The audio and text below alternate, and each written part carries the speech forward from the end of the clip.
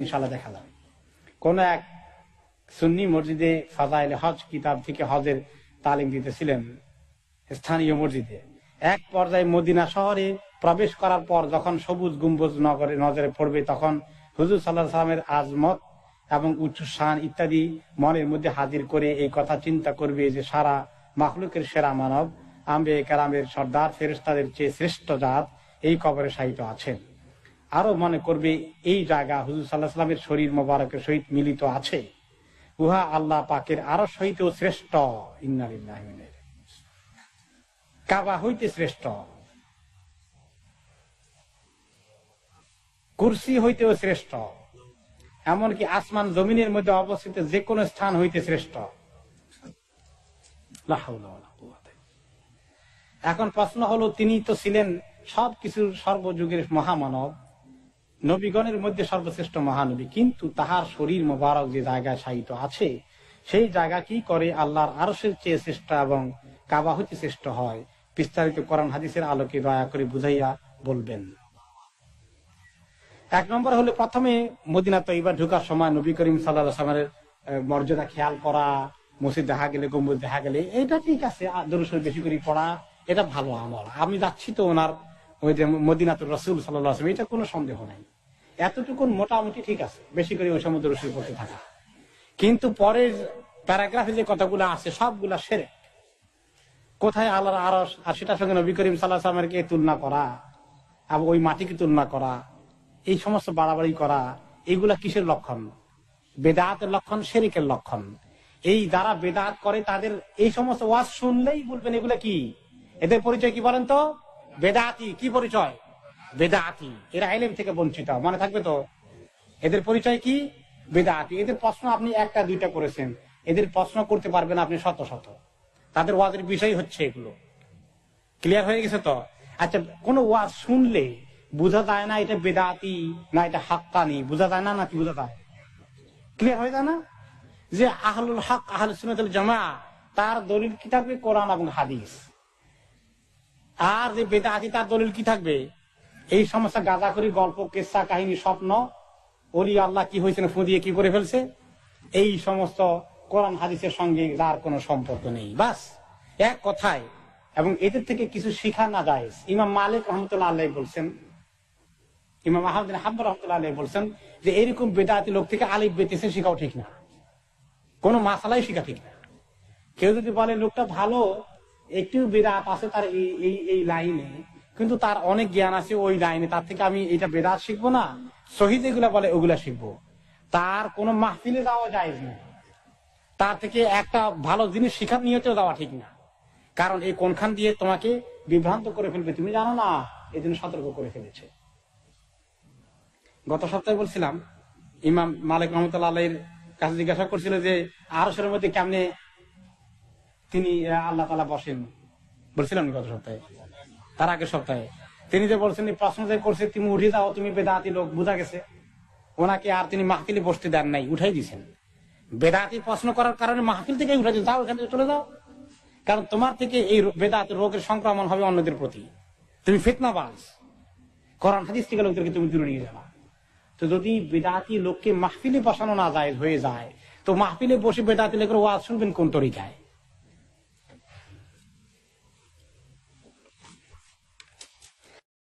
এক ভাই প্রশ্ন করেছেন, আদম আলাইহিস সালাম যখন ভুল করেছিলেন তখন মুহাম্মদ রাসূলুল্লাহ সাল্লাল্লাহু আলাইহি ওয়াসাল্লামের ওসিলা দিয়ে দোয়া করেছিলেন এবং আল্লাহ তাকে ক্ষমা করেছেন। এই কথাটি তাবলীগে নিসাবের মধ্যে রয়েছে, এর সত্যতা কতটুকু? এই কথাটি তাবলীগে নিসাবে আছে, মানে ফাজাইল আমল তাবলীগে নিসাবে আছে।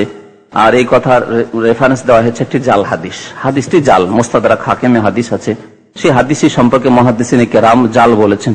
এমনকি আরো তাবলীগি নিসাব ফাজাইল আমলের একটি খেয়ানতের কথা শুনুন, যে উর্দু ভাষায় আসলে লেখা হয়েছে, আরবিতে ওই হাদিসটার হুকুম লেখা হয়েছে, যে হাদিসটা সম্পর্কে মুহাদ্দিসিনে কেরামের মন্তব্য, তারা বলেছেন যে হাদিসটি জাল, মওযু, এই কথা আরবিতে লেখা হয়েছে, কিন্তু উর্দুতে অনুবাদ করা হয়নি, বাংলাতে অনুবাদ করা হয়নি। যখন বাংলাতে অনুবাদ হয়েছে, এই কথাটির বাংলায় অনুবাদ করা হয়নি।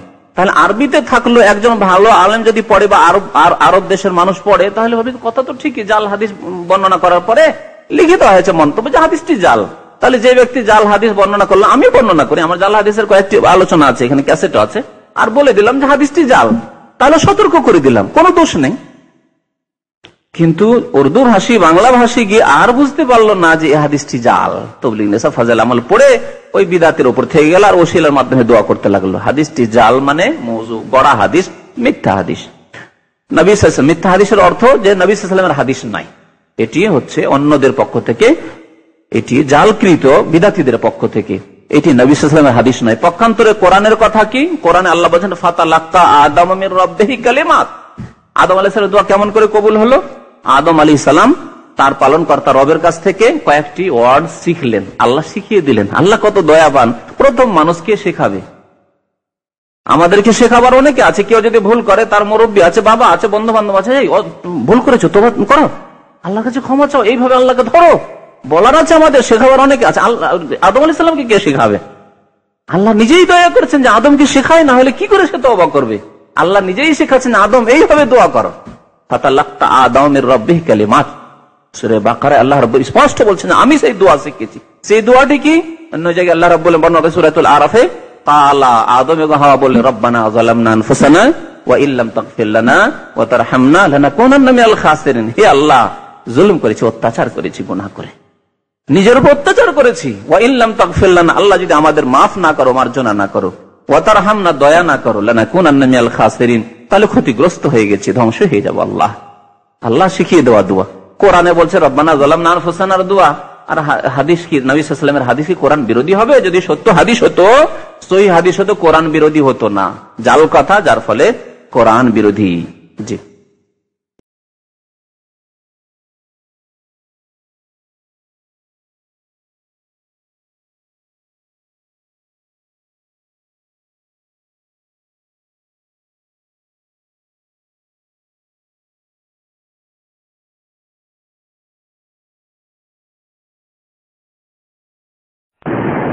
এ ধরনের আকীদা বিশ্বাস এই আমাদের উপমহাদেশের যারা বড় বড় আলিম তাদের বই কিতাবে পাওয়া যায়।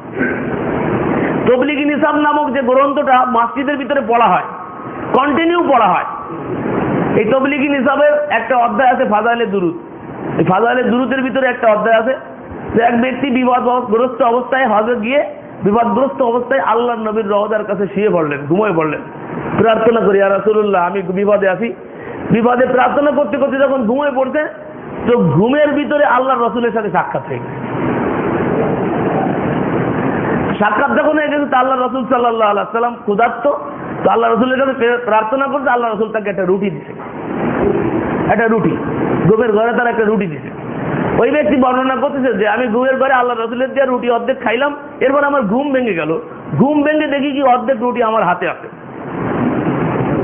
তবলিগি নিসাব ফাজাইলে দুরুদ, পৃষ্ঠা নাম্বার দেখাইতে গেলে খুলতে গেলে সময় লাগবে, আমার বইয়ের ভিতরে দেখবেন এই সব ঘটনা লেখা, তবলিগি নিসাবে খুঁজবেন, পেয়ে যাবেন। তাহলে আল্লাহর রাসূল মৃত্যুর পরে সাহায্য যদি করতে পারে, এইটা যদি সত্য হয়, তাহলে আল্লাহ রাসূল ইন্তেকাল করার পরে কবরে রাখার আগেই সাহাবারা বিপদে পড়ে গেলেন, 3 দিন আল্লাহর রাসূলকে কবরে রাখা হলো না।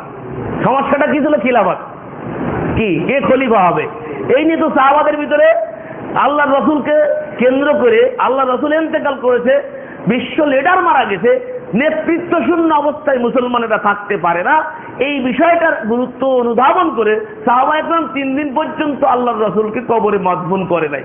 তো আল্লাহ রাসূল যদি মরার পরে কিছু বলতেই পারতো আর কিছু করতেই পারতো, যদি সমাপ্তই থাকতো, তাহলে তো সাহাবা একরাম এই সমস্যার সমাধান করে দিতেন। কি কথা ঠিক কিনা? হযরত আলী আর মুআবিয়া রাদিয়াল্লাহু তাআলা আনহু, আয়েশা সিদ্দিকার জঙ্গে জামালের যুদ্ধে যে সমস্ত অপ্রীতিকর ঘটনা ঘটে গেছে ভুল বুঝাবুঝির কারণে সাহাবা একরামদের ভিতরে, আল্লাহর রাসূল কিন্তু এখানে কেউ কাউকে এসে সমস্যার সমাধান করে দিয়ে যান নাই। হাসনাইন বেদর্দির সাথে শহীদ হয়ে গেল কারবালা প্রান্তরে, পানির অভাবে পানি না পান করে করায় তাকে মৃত্যুবরণ করা হলো। কই আল্লাহর রাসূল এত ভালোবাসতেন দুনিয়াতে তাদেরকে, কিন্তু মরার পরে আল্লাহ রাসূল যদি করতেই পারতেন তাহলে হাসনাইনদের তো এসে পানি পান করাইতেন। কি কথা ঠিক কিনা? তো আল্লাহ রাসূল এ ধরনের কিছুই করলেন না, কিন্তু মরার পরে তাবলিগি বুজুর্গদেরকে শুধু খাওয়ায় না, রুটি খাওয়ায়, তারপরে ঘুমের ঘরে খাওয়ায়, ঘুম ভাঙিয়ে দেখে যে রুটি হাতে আছে। এটা টোটালি একেবারে তাওহীদ বিরোধী কনসেপশন দেওয়া হচ্ছে মসজিদের ভিতরে থেকে।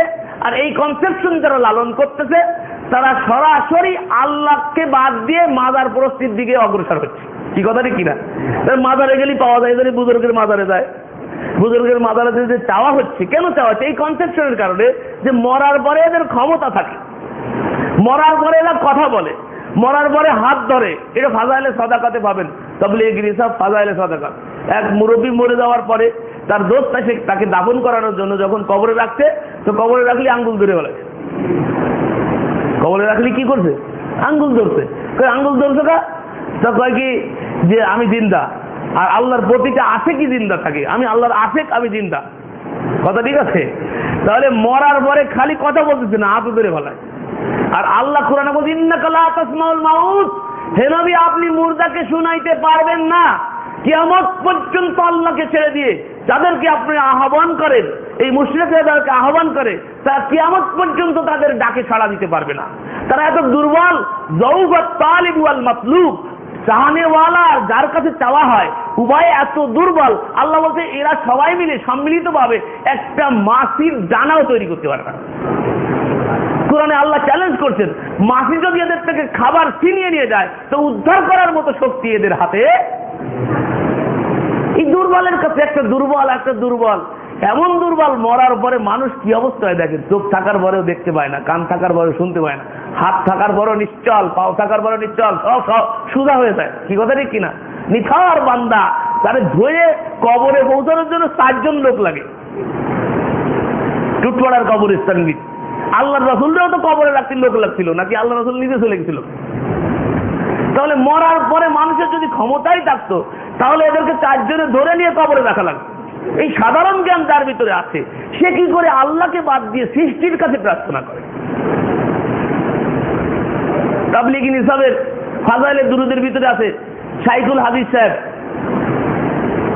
এক কবিতা লিখছে। সেই কবিতার ভিতরে আরবি কবিতা, তার ভিতরে আল্লাহ রাসূলের কাছে প্রার্থনা করা আছে, তারাহাম ইয়া রাসূল আল্লাহ তারাহাম, তারাহাম ইয়া রাসূল আল্লাহ তারাহাম, হে রাসূলুল্লাহ আমার পরে রহম করুন, হে রাসূল আমার পরে রহম করুন। কোন ব্যক্তি যদি এই বিশ্বাস পোষণ করে তাবলীগী নিসাব পড়ে, আর এই বিশ্বাস লালন করার সাথে সাথে তার কলমা গলত হয়ে যায়, তার নামাজ গলত হয়ে যায়, তার রোজা গলত হয়ে যায়, তার হজ গলত হয়ে যায়, তার কোনো কিছু আল্লাহর দরবারে গৃহীত হয় না। তার কারণ রাসূল কিছু দিতে পারে না, রহম করার মালিক কে? আল্লাহ। আলহামদুলিল্লাহি রাব্বিল আলামিন আর রহমানির রহিম। আপনি রহমান, আপনি রহিম, এ কে শিখাইছে? আল্লাহ শিখাইছে। চাইতে হবে কার কাছে? রহমত। আল্লাহর কাছে চাইতে হবে। আল্লাহর কাছে রহমত না চাই, রসুলের কাছে রহমত। রসুল যতই মর্যাদার অধিকারী হোক না কেন, তারপরেও সৃষ্টি, স্রষ্টা সৃষ্টি কখনো এক হতে পারে না। তো এরা আল্লাহকে ছেড়ে রসুলের কাছে প্রার্থনা করতেছে, পীরের কাছে যে প্রার্থনা করতেছে, তার কারণ তারা মরার পরে রসুলকে হায়াতুন নবী মনে করে। এই হায়াতুন নবীর সমস্যাটা যেটা বাংলাদেশে প্রকাশ হয়ে এখন দেখা দিয়েছে, হায়াতুন নবী। বক্তারা এখন ওয়াজ করতে হয় যে বলে হায়াতুন নবী, কবরে যিনি জিন্দা আছেন হায়াতুন নবী, এরকম বলে না? মহা শয়তান। এই মহা শয়তান এটা যে এই কথা বলে, এটা একটা বড় শয়তান। রাসূল যদি কবরে জীবিত থাকবে, তাহলে পুরাণ মিথ্যা হয়ে যায়। আল্লাহ বলছেন পৃথিবীতে যদি কাউকে চিরস্থায়ী দিতাম জীবন, তাহলে আপনাকে দিতাম। আপনি যখন চিরস্থায়ী থাকবেন না, তখন এই পৃথিবীতে কেউ চিরস্থায়ী থাকতে পারবে না। রাসূল মৃত্যুবরণ করেছেন, সাহাবা একরামের ফয়সালা হয়ে গেছে, মুত্তাফেকা ফয়সালা, সাহাবা একরামের ইজমা হয়ে গেল। রাসূল যেদিন মারা গেল, উমর উন্মুক্ত তলোয়ার নিয়ে বের হয়ে গেল, যে বলবে মোহাম্মদ মারা গেছে তার গর্দান উড়াই দেবো। কি কথা ঠিক কিনা? আবু বকর বলো, উমর ঠান্ডা হও, ওমা মুহাম্মাদুন ইল্লা রাসূল, মোহাম্মদ আল্লাহর রাসূল ছাড়া আর কিছুই ছিলেন না। যারা রাসূলের ইবাদত করতে, তারা শুনে রাখো আল্লাহর রাসূল মারা গেছে। আবু বকরের ভাষণ। যারা রাসূলের ইবাদত করতে, উপাসনা করতে, তারা কান খুলে শুনে নাও মুহাম্মদ সাল্লাল্লাহু আলাইহি ওয়াসাল্লাম মারা গেছে। আর যারা আল্লাহর উপাসনা করতে, তারা শুনে রাখো ইন্নাল্লাহ হাইয়ুল লা ইয়ামুত, নিশ্চয়ই আল্লাহ জিন্দা, মৃত্যুর প্রশ্নই ওঠে না।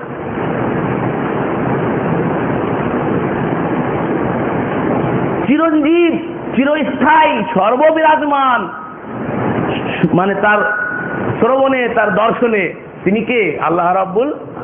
কেউ যদি এই বিশ্বাস নবীর পরে পোষণ করে, তাহলে সে নবীকে আল্লাহর সঙ্গে শরীক করে।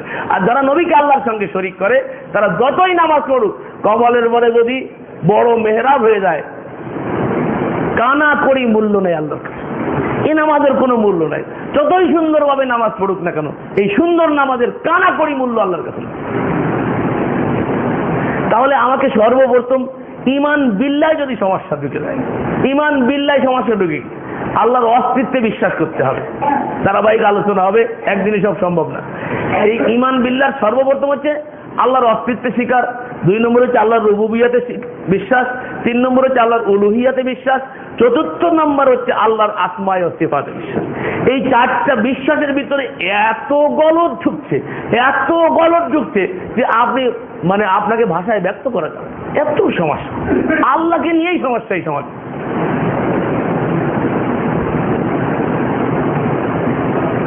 আল্লাহকে বিশ্বাস করতেছে, কিন্তু আল্লাহকে তো ওইভাবে বিশ্বাস করতে হবে যেভাবে আল্লাহ এবং তার রাসূল শিক্ষা দিয়েছে। আল্লাহকে তো সেইভাবে বিশ্বাস করতে হবে যেভাবে আল্লাহ তার নিজের পরিচয় দিয়েছেন। 1 নম্বর বিশ্বাস হবে কি হবে, যেভাবে আল্লাহ তার পরিচয় দিয়েছে। এর থেকে সুন্দর তার হইতেই পারে না, এর থেকে ভালো তাফসীর হতে পারে? ইমাম আবু হানিফা রাহমাতুল্লাহর লেখা বই আমি নিয়ে আসছিলাম, দেখানোর সময় নেই। ফিকহুল আকবার বলে ইমাম আবু হানিফার কোনো বই নাই পৃথিবীর বুকে কোনো বই নাই। এই যে দেখেন যে বইটা আমার হাতে, এইটা হচ্ছে ইমাম আবু হানিফার স্বরচিত না। ইমাম আবু হানিফার আকীদা তার ছেলে হাম্মাদ বিন আবু হানিফা নকল করছে, তার বাপের আকীদা। মূল আকীদায় যে বিশ্বাস ছিল ইমাম আবু হানিফার কোনো ফিকহ গ্রন্থ না। একটা হচ্ছে ফিকহুল আকবার, এই ছোট বইটা, এটা ছোটি বই। এটা হচ্ছে আকীদা সংক্রান্ত কোনো মসলা মাসাইলের কোনো বই রচনা করে দেন ইমাম আবু হানিফা। তার নামে আজকের বড় বড় ফতোয়ায় কাজীগান, ফতোয়ায় আলমগিরি, ফতোয়ায় কুদুরি, অমুক তুমুক, ফতোয়ার কোনো অভাব নাই। ফতোয়ায় দাও সব ইমাম আবু হানিফার নামে বলিয়াম কিতাব হয়েছে। একটা কথা ইমাম আবু হানিফার দ্বারা প্রমাণিত না। কলা ইমাম আবু হানিফা বলে চালায় দেওয়া হয়েছে, কিন্তু তার কোনো প্রমাণ নাই। ইমাম আবু হানিফার যে মূল গ্রন্থ, যে বিশ্বাসে পোষণ করত, সেই বিশ্বাস এদেশের হানাফি মাযহাবের যারা দাবি করছে তারা পোষণ করে না। এটা ফিকহুল আকবার। তিনি এটাকে সব থেকে বড় ফিকহ বলছে। আল্লাহর বিশ্বাসটা, আকীদার বিশ্বাসটাকে সব থেকে বড় ফিকহ বলছে। ফিকহুল আকবার সব থেকে বড় ফিকহ। এই সব থেকে বড় ফিকহের ভিতর বর্ণনা করছে আল্লাহর হাত, নখ ও মুখমণ্ডল আছে, যা আল্লাহ তাআলা বর্ণনা করেছেন। কাজেই আল্লাহর হাত ও নখ ও অন্তঃকরণ ও মুখমণ্ডল সম্পর্কে যে বর্ণনা করেছে যে তা সবই গুণ, এটা বলা ঠিক নয় যে আল্লাহর হাত অত শক্তি, কুদরত, তাই না? আল্লাহর কুদরতি হাতে, আল্লাহর কুদরতি চোখে মৌলভী সাহেবরা ওয়াজ করে। তার কারণ ওরা আসলে হাত স্বীকার করে না, এই জন্য কুদরতি হাত কয়। আল্লাহর চোখ তারা স্বীকার করে না, অথচ আল্লাহ তার চোখ কুরআনে বর্ণনা করতেছে, আল্লাহ তার হাত কুরআনে বর্ণনা করতেছে। ইয়াদুল্লাহ ফাওকা আইদিহিম, আল্লাহ রাব্বুল আলামিন কুরআনে কারীমে সূরা ফাতহা 48 নম্বর সূরা 10 নম্বর আয়াতে আল্লাহ বলেন তা আল্লাহর হাত হচ্ছে তাদের হাতের পরে। ইয়াদুল্লাহ ফাওকা আইদিহিম, ইয়াদ মানে হাত। আল্লাহ বলেন মা মানাকা আন তাসজুদু লিমা খালাকতু বিয়াদাইয়া, হে ইবলিস তোকে কে নিষেধ করলো ওই আদমকে সিজদা করার থেকে, বিয়াদাইয়া যাকে আমি আমার 2 হস্ত দিয়ে সৃষ্টি করেছি। আল্লাহ বলছেন আল্লাহর হাত আছে, আল্লাহ বলছেন, কিন্তু তারা আল্লাহর হাত স্বীকার করে না। আর ইমাম আবু হানিফা বলছেন কেউ যদি আল্লাহর হাত স্বীকার না করে ফাহুয়া কাফের, তাহলে সে কাফের হয়ে যাবে, যেহেতু আল্লাহ রাব্বুল আলামিন কুরআনে কারীমে তার হাত বর্ণনা করেছেন। কেউ যদি আল্লাহর হাতকে রূপক করে বর্ণনা করে বলে যে আল্লাহর হাত হচ্ছে শক্তির হাত, কুদরতি হাত, তাহলে সে আল্লাহর অরিজিনাল হাতকে স্বীকার করলো না। হাত আছে প্যারালাইজড হয়ে গেছে, প্যারালাইজড হয়ে গেলে এরকম জ্বলে না, তার মানে কি শক্তিহীন হয়ে গেছে। হাত আছে, শক্তি আছে, শক্তিহীন হয়ে গেছে। তো হাত থাকার পরে কি কথা ঠিক কিনা? আগে হাত নাই, হাতের অস্তিত্ব নাই, তাহলে প্যারালাইজড হয়ে গেছে, শক্তি আছে বা শক্তিহীন হয়ে গেছে, এ কথা তো 2য় নম্বরে। যে কথা আমি বলতেছি, আল্লাহর অস্তিত্বে আগে স্বীকার করতে হবে, তারপরে আল্লাহর রুবুবিয়াতে স্বীকার করতে হবে, তারপরে আল্লাহর উলুহিয়াতে স্বীকার করতে হবে, তারপরে আল্লাহর আসমায়ে সিফাতে স্বীকার করতে হবে। তো হাতের অস্তিত্ব আগে আপনাকে মানতে হবে, তারপরে কুদরতি হাত বলা যাবে। কিন্তু যারা আল্লাহর অরিজিনাল হাতকে স্বীকার করে না, তারাই বলে আল্লাহর কুদরতি হাত। তাহলে আল্লাহ নিয়ে কত সমস্যা। ইমাম আবু হানিফা রাহমাতুল্লাহ আলাইহি যে আকীদা পোষণ করেন, সেই আকীদা এদেশের হানাফি মাযহাবের ম্যাক্সিমাম মৌলভী সাহেবরা বিশ্বাস করে না। তাহলে মৌলভী সাহেবরা আকীদায় কি হানাফি? ওরা যদি হানাফি হইতো তাহলে তো নাজাত পাওয়া যেত, এই কথা ঠিক কিনা? ওরা অরিজিনালি হানাফিও না, ওরা যে হানাফি করে মাথা ব্যথা, ওদের হানাফিয়াত প্রতিষ্ঠা করার জন্য মাথায় ব্যথা, বুঝতে পারছেন? আমার মুয়াজ্জিন ছিল ওই খাজুরাত, মুরব্বী নতুন, আর এখন শেষ করে দিচ্ছি। উনি বলছে আপনারা তো লেডিস মাযহাবের লোক, এই যে লেডিস মাযহাব কইছে ইমাম সাহেব তো রাত্রে খেপে গেছে। রাত 12টার সময় ঘটনা, মাঠে বসে গরমের সময় বসে আছে, মুয়াজ্জিন সাহেব বলছে আপনারা লেডিস। উনি ওই মসজিদে ছিল একসময় মুয়াজ্জিন, 40 বছর মুয়াজ্জিনি করেছে ফিরি, তারপরে সহি আকীদা এসে আমার মসজিদে আছে। কারণ আগের ইমাম সাহেবরে বলেছে আপনারা তো লেডিস মাযহাবের লোক, ইমাম সাহেব তো গরম হয়ে গেছে। এখন রাত্রেবেলা কইছে আপনারা এই রাত্রে লেডিস মাযহাব প্রমাণ করতে হবে, তা না হলে আপনারা আজকে শেষ করবো। লোকজন খেওয়াই দিয়েছে, আর উনি আনে বিপদে পড়ে রাত্রে আইছে আমার কাছে। আমি মসজিদের হুজরায় শুয়া রাত 12টায় নক করছে। এখন আমি ওনারে দেখে তো কাইপে উঠছি, কেঁপে উঠে বলছি কি ব্যাপার, কি ঘটনা? তা বলছে যে এই ঘটনা, এখন আপনার যাইতে হবে। মহাবিপদ গেলাম। সে মানে মাদ্রাসার প্রভাষক, এই মাদ্রাসার প্রভাষক, সে বলতেছে যে আপনার মুয়াজ্জিন এই কথা বলছে, এখন এটা আপনাকে প্রমাণ করতে হবে। তাই বলে আমার মুয়াজ্জিন তো ঠিকই বলেছে, আপনার সমস্যাটা কি হচ্ছে? আমি যখন এই কথা বলছি উনি তো আরো গরম, আমাদেরকে লেডিস মাযহাব বলি, আর আপনি বলেন এটা ঠিক বলেছে, ঠিকভাবে ঠিক হয়েছে বলেন। তাই আমি বললাম হুজুর আপনি তো একজন মাদ্রাসার প্রভাষক, বড় আলিম, আপনার সাথে কি বিতর্ক করবো? আপনি বলেন ইমাম আবু হানিফার নামটা বলেন তো। নাম জানে না, ম্যাক্সিমাম লোক ইমাম আবু হানিফার নাম জানে না। ইমাম আবু হানিফার নাম কিন্তু আসলে ইমাম আবু হানিফা, আবুন মানে বাপ, হানিফা মানে হানিফার বাপ।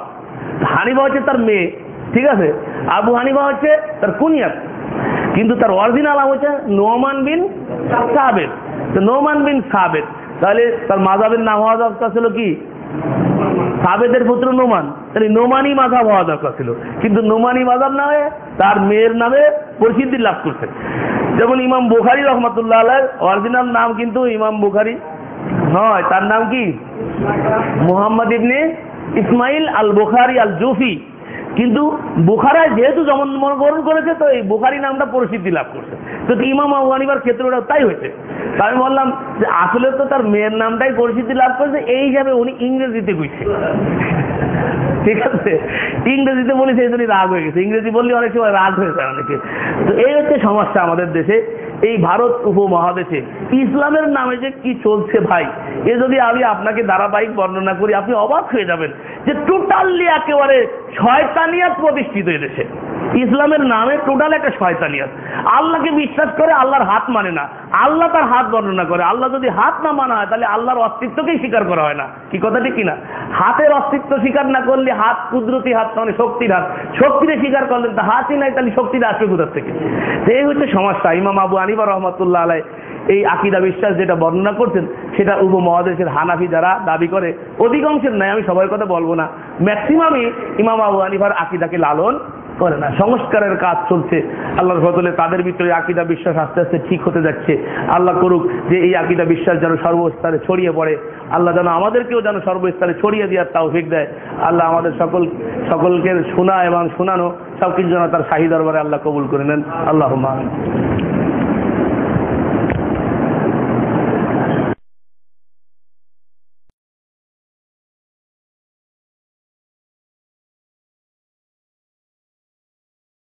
পড়িবে ইয়া হাইয়্যু ইয়া কাইয়্যুম ইয়া যাল জালালি ওয়াল ইকরাম ইয়া ইলাহাল আউয়ালিল ইলা আখির, ইয়া আল্লাহ ইয়া আল্লাহ, শেষখানে শেষ হয়েছে ইয়া আল্লাহ ইয়া আল্লাহ ইয়া আল্লাহ করে। তো যাই হোক, আর তার কাছে ইয়া রব্বি ইয়া রব্বি ইয়া রব্বি, এরকম কোন দোয়া আছে পাবেন কোরআন হাদিসে যে ইয়া রব্বি ইয়া রব্বি ইয়া আল্লাহ ইয়া আল্লাহ, বাস আর কিছু চাইলেন না? কেউ যদি এরকম আব্বাকে ডাকে বা মাকে ডাকে মা মা মা মা মা, তাহলে কি বলবে? পাগল, এ তো মজনুন, তেরা মজজুম মজনুন, পাগল, এ তো বলি আসলে পাগল। তো ইয়া রব্বি ইয়া আল্লাহ ইয়া আল্লাহ ইয়া আল্লাহ, কিছু চাইলো না, হে আল্লাহ হে আল্লাহ হে আল্লাহ হে আল্লাহ, ইয়া রব্বি ইয়া রব্বি ইয়া রব্বি, বাস ইয়া রব্বি। কোরআন শিখেছে রব্বি জিদনি ইলমা, চাও কিছু, হ্যাঁ, রব্বির হামহুমা কামা রব্বায়ানি সগীরা, হ্যাঁ, রব্বির সরনি বিমা কাযাবুন ইত্যাদি। রব্বি বলার পরে চাওয়ার কথা বলা হয়েছে, আর কোথায় আছে ইয়া রব্বি ইয়া রব্বি ইয়া আল্লাহ? আছে কোরআন হাদিসে? এই বিদাতি তরিকা। তারপরে শুনলেন এই বিদাতি তরিকা আমি অনেক মসজিদে দেখি। আমি এক দুবার দু একটা ভাইকে এরকম ধরার চেষ্টা করেছি, ধরবো কি তাদেরকে পালিয়ে গেছে। এশার নামাজ পড়ে মসজিদে, এখানে বিভিন্ন মসজিদ এরকম দেখেছি, ইন্ডিয়ান, বাংলাদেশি অথবা পাকিস্তানি, নামাজ পড়ছে, নফল পড়ছে, সুন্নত পড়ছে, পড়ার পরে সালাম টালাম ফিরলো, ফেরার পরে ধাই করে একটা সিজদা দিল, আর সিজদা দেওয়ার পরে টান দিয়ে পালিয়ে গেল। আমি মনে করছি বলবো, জিজ্ঞাসা করবো যে সিজদাটা কিসের? আর কোথায় পেলে? কোরআনে নেই, হাদিসে নেই এইরকম সেজদা। নামাজের বাইরে কোনো সেজদা নেই। নামাজের বাইরে যদি সেজদা থাকে তো একমাত্র কিসের সেজদা আছে? সহ সেজদা তো নামাজের সাথে সংশ্লিষ্ট। সেজদা তেলাওয়াত, কোরআন তেলাওয়াতের সেজদা। কোরআন কারিমে যে 15টি সেজদা রয়েছে এই সেজদা। আর শুকরানা সেজদা যদি কোনো খুশির খবর হয় তাহলে। নামাজ পড়লেন, সুন্নত পড়লেন, নফল বেতর পড়লেন, তারপর হঠাৎ করে একটা সেজদা, কিসের সেজদা? এইরকম আর কোন সেজদা নেই। তাহলে শুকরানা সেজদা ছাড়া আর তেলাওয়াতের সেজদা ছাড়া এইরকম কোন সেজদা নেই। কিন্তু এই সেজদা কোত্থেকে শিখেছে? কোরআন থেকে নয়, হাদিস থেকে নয়, নবীর তরিকা নয়, হচ্ছে খেজুরি তরিকা। এই আবদাল স্বপ্নে দেখছে, তাই না? ওই তো খেজুর আলী সালামকে জিজ্ঞাসা করলো, সব স্বপ্নে, সুতরাং প্রশ্নের অবকাশই উঠে না। এই সেজদা এখান থেকে শিক্ষা, বিদআতি সেজদা। বহু লোকের এই গুমরাহ কাজ করে।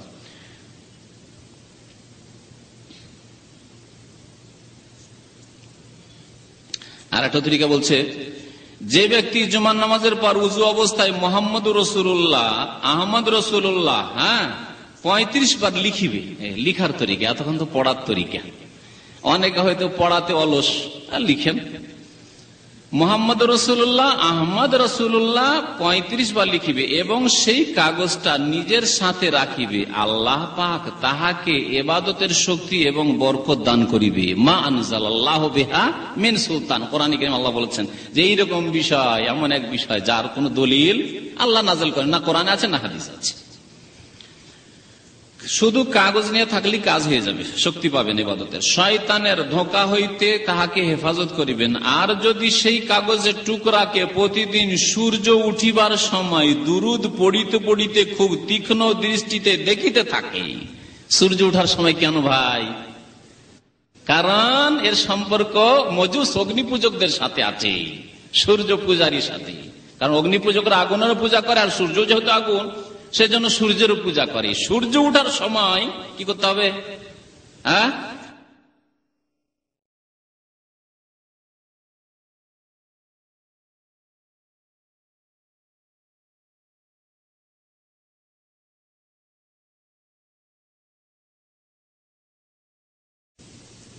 কোন হুজুরের, বুঝতে পারছেন? সূর্য পূজা করে কোন হুজুর পাওয়া যায় বুঝতে পারেন?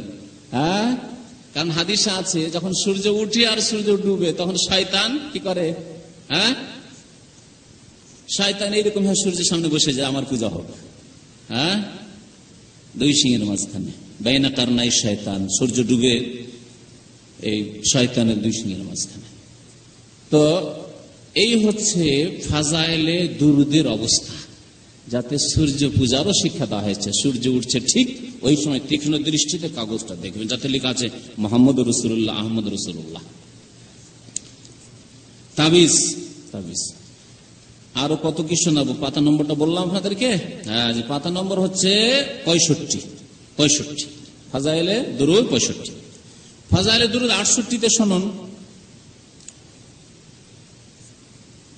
বলছে, যেমন জনৈক দরবেশ ব্যক্তি স্বপ্নে দেখিল হুজুর সাল্লাল্লাহু আলাইহি ওয়াসাল্লাম নাকি তাহাকে বলিতেছেন তুমি শরাব পান করো। আউযুবিল্লাহ। কেমন দরবেশ দেখলেন? এই সূর্য পূজারী দরবেশই হবে, না হলে কেন শরাব পান করতে বলবো? দরবেশ ব্যক্তি স্বপ্নে দেখিল হুজুর সাল্লাল্লাহু আলাইহি ওয়াসাল্লাম নাকি তাহাকে বলিতেছেন তুমি শরাব পান করো। স্বপ্ন বিশারদগণ ইহার বিভিন্ন ব্যাখ্যা করিল, কিন্তু মদিনা শরীফের জনৈক অভিজ্ঞ আলেম বলিলেন এ বিদাতি। প্রকৃত পক্ষে হুজুর সাল্লাল্লাহু আলাইহি ওয়াসাল্লাম বলিলেন শরাব পান করিও না। বলছে না, করিও না বলেছে, লোকটি শুনিতে ভুল করিয়াছে। নবীকে অবশ্যই দেখেছে, কিন্তু নাটা শুনতে ভুল করে দিয়েছে। এক হইল তাবির বিবরণ স্বপ্নের। কিন্তু আমার মতে, আবার জাকারিয়া সাহেবের মত শুনেন যে কিন্তু আমার মতে শরাব পান করো এই কথা হইলেও কোনো ক্ষতি নেই। রাসূলুল্লাহ সাল্লাল্লাহু আলাইহি ওয়াসাল্লাম বলছেন যে শরাব পান করো। আউযুবিল্লাহ। সারা জিন্দেগি তো নবী সাল্লাল্লাহু আলাইহি ওয়াসাল্লাম আমর বিল মারুফ করলেন, আর নাহি আনিল মুনকার করলেন, সৎ কাজের উপদেশ দিলেন, অসৎ কাজে বাধা দিলেন। আর এই জন্যই তাকে পাঠানো হয়েছে কুনতুম খায়রা উম্মাহ, খায়রা উম্মাতের তিনি রাসূল। আর স্বপ্ন যোগে তিনি আমর বিল মুনকার করছেন, শরাব পান করার আদেশ করছেন। লা ইলাহা ইল্লাল্লাহ। এই দিন থেকে আল্লাহ হেফাজত করুক মুসলিম উম্মাতের। শোনেন, তারপরে বলছে কোনো ক্ষতি নেই এতে, কারণ উহাতে ধমক বুঝায়, মানে ধমক দিয়ে বলছে সরপণ করো। বুঝলেন কেমন তাবিল? ঠিক রাখতে হবে, নবীকে দেখেছে। উহা বর্ণনা ভঙ্গির দ্বারা উপলব্ধি করা যায়। কেমন করে আপনি জানলেন কোন ভঙ্গিমায় বলেছেন? আর কেমন করে জানলেন যে রাসূলুল্লাহ সাল্লাল্লাহু আলাইহি ওয়াসাল্লামের হুলিয়া মোবারকি দেখেছেন? হ্যাঁ, শয়তানি রূপ নিয়ে এসে, বেটে রূপ, লম্বা রূপ বেশি, নবী সাল্লাল্লাহু আলাইহি ওয়াসাল্লামের রূপ না নিয়ে অন্য রূপ, নবী সাল্লাল্লাহু আলাইহি ওয়াসাল্লামের রূপ ধারণ করতে পারেন, কিন্তু অন্য রূপ দিয়ে কে বলতে পারে না যে আমি মুহাম্মদ, বলতে পারে না। ভালো করে বোঝার চেষ্টা করেন। হাদিস আছে রাসূলুল্লাহ সাল্লাল্লাহু আলাইহি ওয়াসাল্লামের রূপ ধরতে পারে না, কিন্তু অন্য রূপ ধরে কি কথা বলতে পারে না যে আমি মুহাম্মদ সাল্লাল্লাহু আলাইহি ওয়াসাল্লাম, আমি শেষ রাসূল, আমি তোমার নবী। সেই শয়তানগুলি বলেছে যে ইশরাবিল খামার, মদ পান করো। সুতরাং এই গুমরাহিতে পড়বেন না, বিদাতি কাজ করবেন, এইভাবে শয়তান গুমরাহ করবে।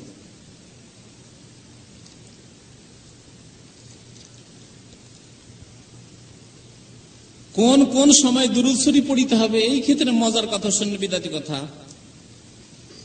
কিছু তো সুন্নতের কথা লিখেছে আর কিছু বিদাত। হ্যাঁ, বলে দুধও আছে আর পেশাবও আছে। দেখেন বলছে, যেমন উজু তায়াম্মুম শেষ করার পর, ফরজ গোসল আদায় করার পর, হাইজ হইতে পাক হওয়ার পর, হ্যাঁ, হাইজ হইতে পাক হয়ে যখন হাইজ বন্ধ হইলো, মাসিক ঋতু বন্ধ হইলো, বিবিকে দুরূদ পড়তে হবে। কোন হাদিস আছে?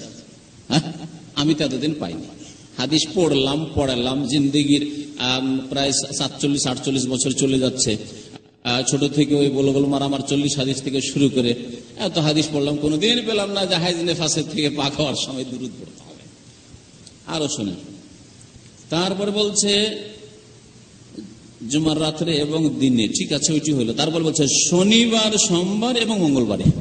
জুমার দিনের কথা সেই হাদিস আছে, শনিবার, সোমবার এবং মঙ্গলবার।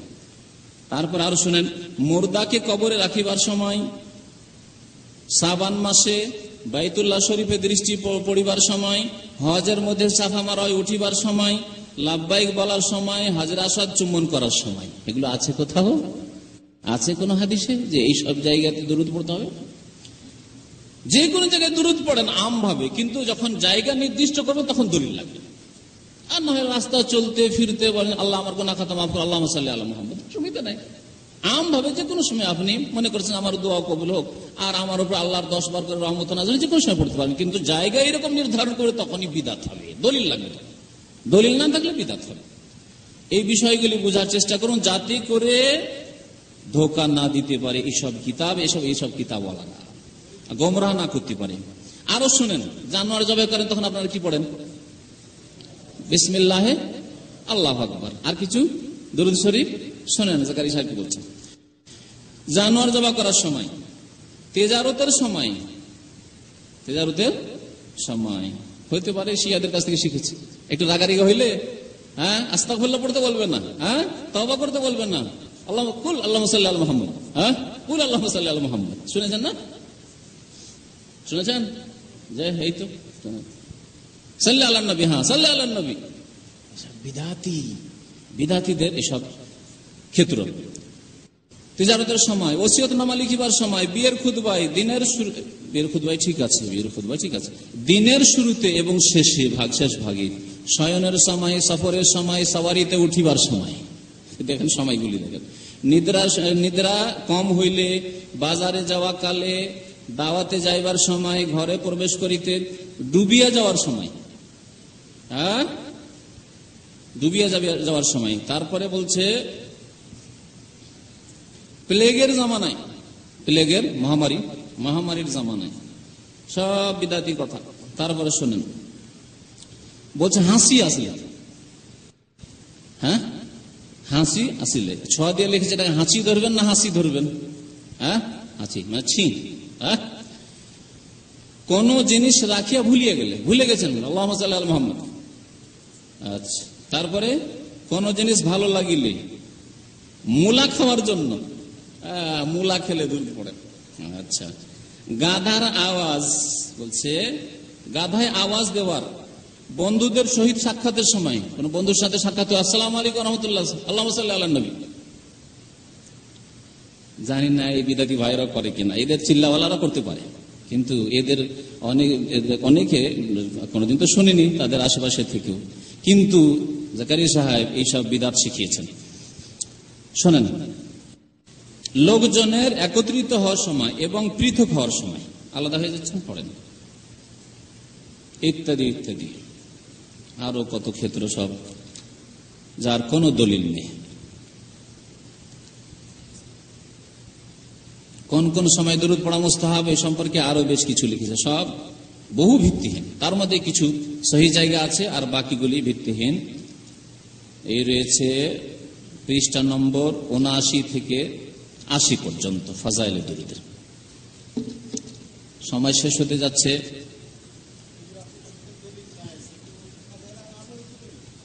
ফাজাইল আমল দলিল, যাদের কাছে ফাজাইল আমলি দলিল বা স্বপ্ন দলিল তাদের জন্য যথেষ্ট, কিন্তু আমাদের জন্য দলিল হচ্ছে কোরআনে কারীম এবং রাসূলুল্লাহ সাল্লাল্লাহু আলাইহি সাল্লামের হাদিস, সাহাবাই কেরামের আমল, খোলাফায়ে রাশিদিনের আমল।